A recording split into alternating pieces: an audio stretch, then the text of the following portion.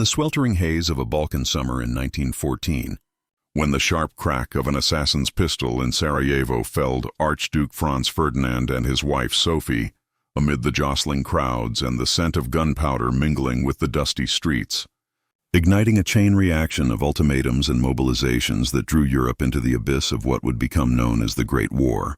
Few across the vast Atlantic in the United States could fathom that this distant thunder would soon pull their nation into the fray against Germany, the industrial powerhouse of the Central Powers whose ambitions for continental dominance, naval supremacy under Admiral Tirpitz's fleet-building frenzy, and alliance with the crumbling Austro-Hungarian Empire, the Ottoman Turks, and later Bulgaria had set the stage for a conflict that would reshape the world. While President Woodrow Wilson, the scholarly idealist with his wire-rimmed glasses and moral certitude, proclaimed American neutrality in a voice steady yet laced with caution, urging his countrymen to remain impartial in thought as well as action as the nation watched from afar the early battles unfold like a tragic opera. The German Schlieffen Plan sweeping through neutral. Belgium in a blitz of gray uniformed troops and thundering artillery. The atrocities of the Rape of Belgium, where civilians were executed in reprisal amid burning villages, and the cries of the displaced. The French in their bright blue coats and red trousers charging valiantly but futilely into the battle of the frontiers, only to be mowed down by machine gun fire in fields turned red with blood. The British Expeditionary Force retreating in the Great Retreat under relentless pursuit, and the miracle of the Marne where Parisian taxis ferried reinforcements to the front in a desperate bid to halt the advance on the City of Light. The air thick with the acrid smoke of shells and the moans of the wounded as both sides dug in, birthing the Western Front's endless trenches that snaked from the North Sea to Switzerland like festering wounds on the earth, where soldiers huddled in mud-choked dugouts infested with rats the size of cats, their boots rotting from trench foot amid the perpetual drizzle and the stench of decaying flesh. While on the Eastern Front, Russian armies surged into East Prussia only to meet catastrophe at Tannenberg. Enveloped by Hindenburg and Ludendorff's masterful maneuvers in fog-shrouded forests where bayonets clashed and artillery boomed like thunderclaps, claiming hundreds of thousands in a symphony of slaughter that echoed the war's merciless rhythm. Yet in America, life continued with a veneer of normalcy. Factories humming in the industrial Northeast, where immigrants toiled amid the clang of machinery. Farmers in the Midwest harvesting golden wheat under vast skies, and families gathering around flickering candlelight to read newspapers filled with dispatches from afar. Though divided loyalties simmered, German Americans in Milwaukee and Chicago celebrating the Kaiser's birthday with steins of beer and patriotic songs in beer halls redolent of sauerkraut. Irish Americans in Boston harboring grudges against Britain and advocating strict isolation, while Anglophiles in New York salons whispered support for the Allies, and pacifists like socialist Eugene V. Debs rallied crowds in union halls against the capitalist carnage.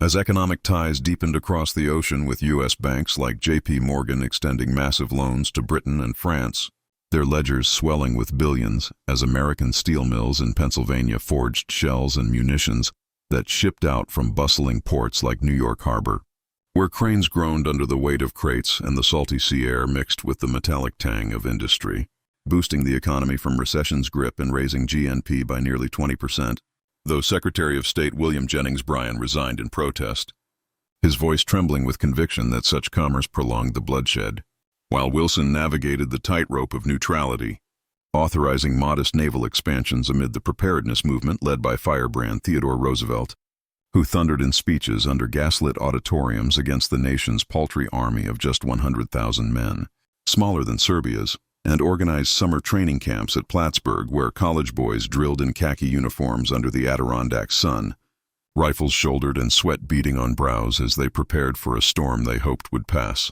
But beneath the waves, Germany's U-boat campaign lurked like silent predators, enforcing a blockade to starve the British Isles, their periscopes slicing through foggy seas as commanders like Walter Schwieger scanned for targets.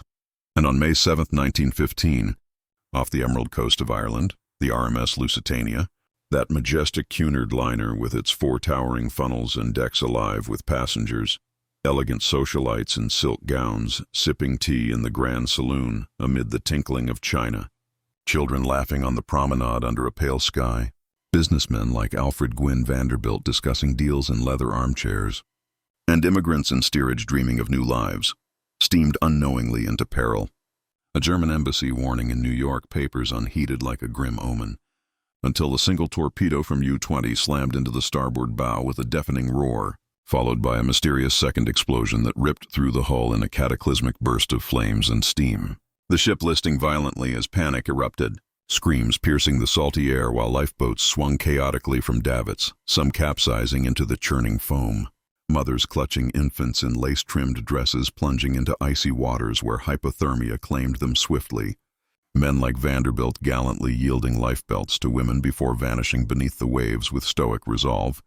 The once grand vessel groaning and tilting, its bow dipping first into the depths amid bubbling whirlpools and floating debris of splintered wood, trunks, and lifeless forms bobbing like macabre buoys under an overcast sky. Sinking in a mere 18 minutes and claiming 1,098 lives, including 128 Americans. The news exploding across U.S. headlines like the New York Times blaring, "Lusitania sunk by a submarine," with grainy photos and editorials decrying the barbarity, cartoons depicting U-boats as monstrous krakens, and personal tales flooding the press, survivor Charles Loriot clutching his manuscript as he swam to safety. Orphaned children rescued by fishing boats, their eyes wide with trauma, igniting outrage that planted seeds of vengeance in American hearts. Though Wilson pleaded for calm in his "too proud to fight" speech, demanding strict accountability from Germany, who temporarily relented on unrestricted warfare amid protests, but sowed resentment with agents like Heinrich Albert, plotting sabotage in shadowy New York offices. His briefcase of secrets snatched on a train revealing subsidies for strikes and pro-German propaganda. As the war ground on through 1915 and 1916, the trenches became hellish tableaus of attrition. The Battle of Verdun, a meat grinder, where French poilus under Pétain held forts like Douaumont, amid relentless artillery duels that shattered forests into splintered wastelands. The air choking with dust and the metallic taste of blood as 700,000 fell. The Somme offensive, where British Tommies advanced into withering machine gun fire on July 1st, losing 57,000 in a single day amid the roar of 1,000,000 shells and the debut of tanks rumbling like iron beasts over barbed wire. The Eastern Front's Brusilov offensive shattering Austro-Hungarian lines and a cascade of prisoners, but exhausting Russia toward revolution.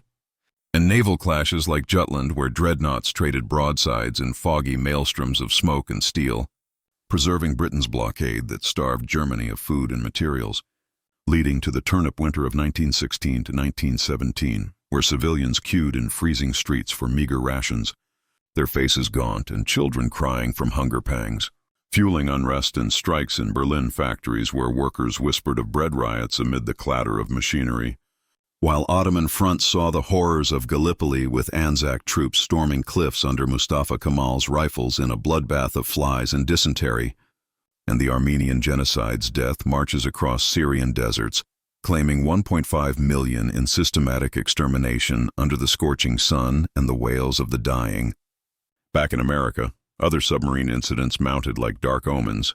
The Sussex torpedoed in 1916, prompting Wilson's stern notes. The Vigilancia sinking off Plymouth in 1917, claiming American lives amid oil-slicked decks and scrambling crews. The Hilton tanker erupting in flames off the Netherlands. The Aztec cargo ship struck near Brest with survivors clinging to wreckage in freezing gales. Each attack splashed across newspapers with headlines screaming, "U-boat outrages," shifting public opinion from pacifist songs like "I Didn't Raise My Boy to Be a Soldier," selling 650,000 copies, to fervent calls for action, compounded by economic bonds where U.S. exports ballooned to $225 billion. Steel giants like Bethlehem churning out shells in glowing forges, and loans tying prosperity to Allied victory, while the preparedness movement gained traction with elites drilling in camps and Roosevelt railing against Wilson's hesitance. Then came the Zimmermann telegram in January 1917, a clandestine dispatch from German Foreign Minister Arthur Zimmermann to Mexico, intercepted by British Room 40 cryptographers in a coup of espionage, decoded to reveal a brazen proposal for alliance against the U.S., promising reconquest of Texas, New Mexico, and Arizona lost in 1848, plus overtures to Japan. The contents leaked to the press on March 1st, amid Wilson's outrage, newspapers erupting with fury. German plot to invade U.S. via Mexico. cartoons of scheming Huns and border towns like El Paso on alert for raiders, personal anecdotes in letters to editors evoking Alamo memories and vows against foreign boots on soil, tipping sentiment decisively as even isolationists wavered. Germany's desperate gamble on unrestricted submarine warfare resumed February 1, 1917, sinking ships without warning in vast war zones, their U-boats like wolves claiming neutrals in torpedo bursts that lit the night seas. Prompting Wilson to break diplomatic ties on February 3 in a somber address, arming merchantmen despite filibusters, as sinkings like the Housatonic and Lyman M. Law fueled the fire, and by April 2, 1917, Wilson stood before a hushed Congress in the Capitol's lamplit chamber, his voice resolute and prophetic, declaring the world must be made safe for democracy, framing the war as a moral crusade against autocracy, a war to end all wars, with no selfish aims but universal peace. The chamber erupting in cheers as he called for a 500,000-man army and full Allied cooperation. Congress voting overwhelmingly on April 6, Senate 82-6, House 373-50 amid debates where opponents like La Follette and Rankin stood firm but isolated. Wilson signing the declaration amid tolling bells and euphoric parades in streets alive with waving flags and confetti. The air electric with purpose as America awakened to its global role, though dissent lingered in Midwest farms and socialist halls where Debs decried it as a rich man's war. Mobilization surged with astonishing speed.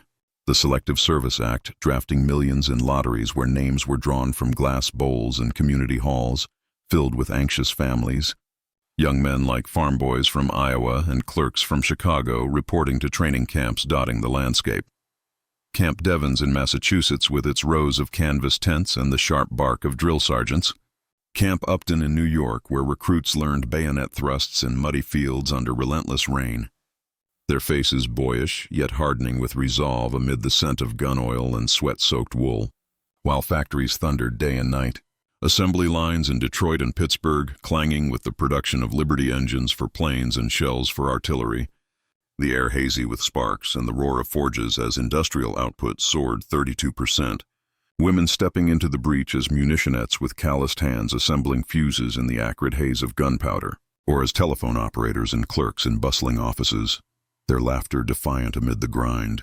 Red Cross volunteers knitting socks in parlors scented with tea and wool, and nurses preparing for overseas in starched uniforms. While the home front economy boomed under federal oversight, the Food Administration under Herbert Hoover urging meatless Mondays and victory gardens where housewives knelt in soil to grow vegetables, saving wheat for the troops, Fuel Administration rationing coal amid winter shortages. War Industries Board coordinating production with the efficiency of a symphony conductor. Liberty bonds sold by celebrities like Charlie Chaplin in rallies where crowds cheered under bunting-draped stages, raising billions though inflation bit into wages. Propaganda flooded the senses via George Creel's Committee on Public Information. Posters vivid with drowning mothers from Lusitania and snarling German Huns plastered on billboards. Newsreels flickering in darkened theaters to gasps. 4-minute men delivering impassioned speeches in town squares amid the scent of popcorn and patriotism. Stoking anti-German hysteria where sauerkraut became Liberty cabbage and dachshunds were shunned, while the Espionage and Sedition Acts silenced critics. Jailing Debs for anti-draft speeches in cold prison cells, and unleashing vigilantes like the American Protective League to spy on neighbors with whispers of suspicion hanging in the air.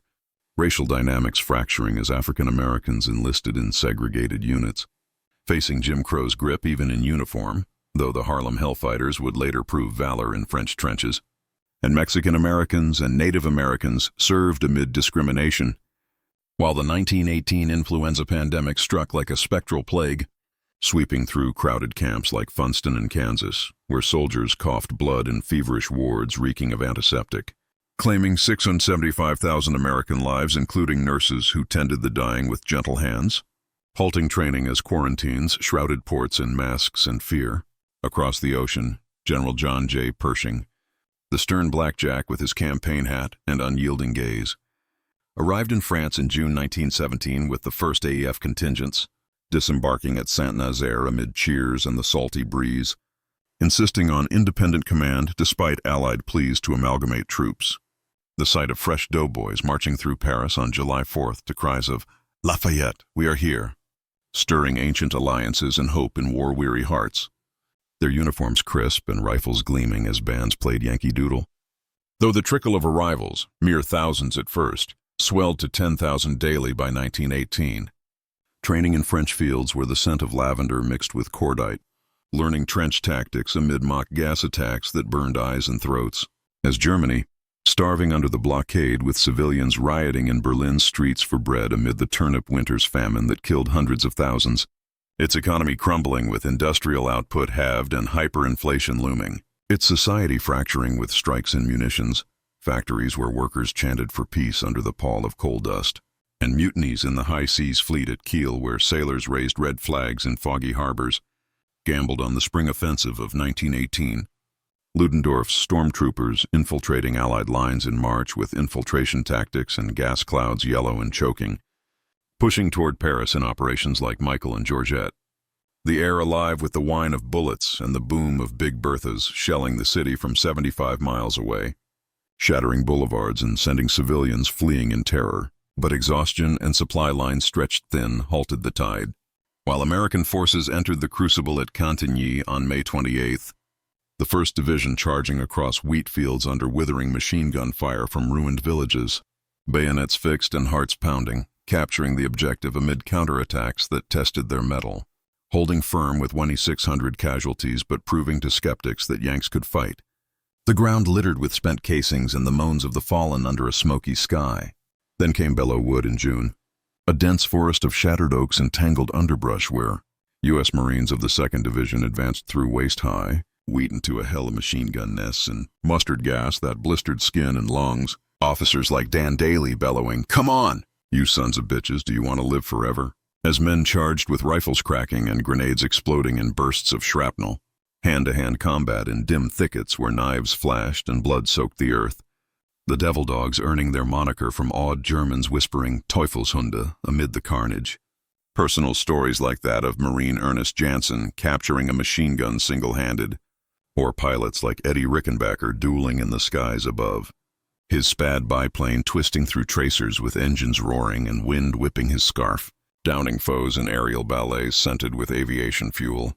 The battle's 9,000 American casualties, a ghastly toll but a turning point stemming the German advance. The woods echoing with victory cries amid the reek of death. At Chateau Thierry in late May, doughboys bridged the Marne under shell fire that lit the night like fireworks, snipers' bullets twanging off helmets as they repelled the enemy surge. The Harlem Hellfighters integrating with French units and hurling grenades into trenches with jazz-like rhythm. Their valor earning Croix de Guerre amid 1,000 losses, the riverbanks slick with mud and resolve as it halted the drive on Paris.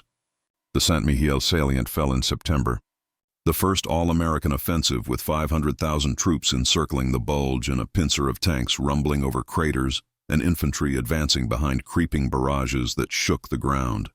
Heroism in tank crews pressing on despite breakdowns and fire, capturing 15,000 prisoners in 48 hours with 7,000 casualties, the air buzzing with reconnaissance planes spotting targets amid the chaos. The Meuse-Argonne offensive erupted in autumn 1918, the largest American battle ever.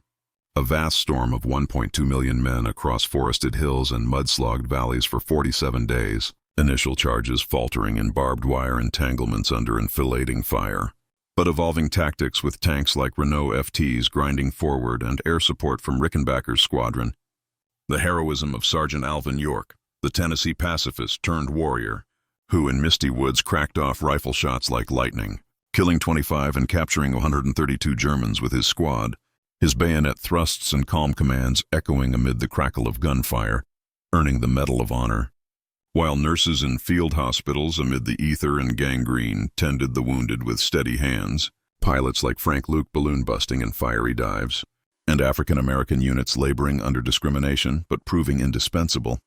The offensive's 26,000 dead and 95,000 wounded, a staggering price in rain-soaked trenches, where mud sucked at boots and gas masks muffled breaths, but it pierced the Hindenburg Line, shattering German morale as their allies collapsed.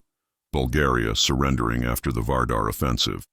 Ottomans at Mudros, amid Damascus's fall to Lawrence's Arab raiders dynamiting trains in desert ambushes. Austria-Hungary dissolving in ethnic revolts at Vittorio Veneto, where Italians routed them in Alpine. Alpine charges. In Germany, society unraveled with the blockade's famine claiming 271,000 excess deaths. Economy in tatters as production plummeted 50% amid raw material shortages, hyperinflation brewing from war bonds and deficits. Workers striking in Berlin's factories for peace amid coal shortages and empty stomachs. The November Revolution igniting with Kiel sailors mutinying in foggy harbors, raising red flags and marching on cities. The Kaiser abdicating on November 9th amid riots in Berlin where crowds surged through streets chanting for a republic. Weary soldiers laying down rifles in trenches as revolution swept home. Chancellor Maximilian of Baden yielding to socialist demands. The air thick with smoke from barricades and the cries for bread and peace. At last, on November 11, 1918, in a railway carriage amid the misty Compiègne forest, German delegates under Matthias Erzberger signed the armistice at 11 a.m., the guns falling silent in an eerie hush over torn fields where poppies bloomed amid craters. The world exhaling in disbelief as church bells tolled and crowds danced in New York streets under confetti rain. Though for America the victory cost 116,000 dead and 200,000 wounded. A generation scarred by trenches but emergent as a superpower with industry intact and ideals tested. Wilson sailed to Europe amid cheering throngs, championing his 14 points for self-determination and a League of Nations in grand speeches under Parisian chandeliers. But the Paris Peace Conference devolved into acrimony among the Big Four, Clemenceau's vengeful tiger eyes demanding security. Lloyd George's pragmatic wit balancing reparations, Orlando's frustrated nationalism leading to walkouts, redrawing maps with plebiscites that partitioned Silesia amid uprisings and violence, creating Poland and Czechoslovakia from ethnic mosaics, while the Treaty of Versailles in June 1919 sowed bitterness, imposing the war guilt clause blaming Germany solely, stripping colonies as mandates, ceding Alsace-Lorraine and the Polish corridor, demilitarizing the Rhineland, limiting the army to 100,000 and navy to scraps, demanding 132 billion gold marks in reparations that fueled hyperinflation and Ruhr occupations, the German delegation protesting in fury as a diktat violating honor, Chancellor Scheidemann resigning with cries of a murderous witch's hammer, but signing under invasion threats in the Hall of Mirrors amid Allied stern gazes and French jubilation outside. While U.S. Senate debates raged with isolationists like Lodge rejecting the League over entanglements, Wilson stroked dooming ratification, leading to separate peace in 1921. Yet for the doughboys returning home to parades and quiet farms, mothers weeping over empty chairs, and a nation forever changed. The memory of 1917-1918 endured as an awakening, when America crossed the ocean for conviction, stars and stripes fluttering over France's shell-torn woods, and the armistice's silence, whispered across no man's land as artillery faded into November mist, marked the end of the First War with Germany and the dawn of a modern world from its ashes, though the treaty's wounds festered. Economic chaos in Germany birthing resentment that propelled Hitler's rise amid Depression's despair. Prophetic warnings like Keynes's unheeded as seeds of another war took root in humiliated soil. Web pages,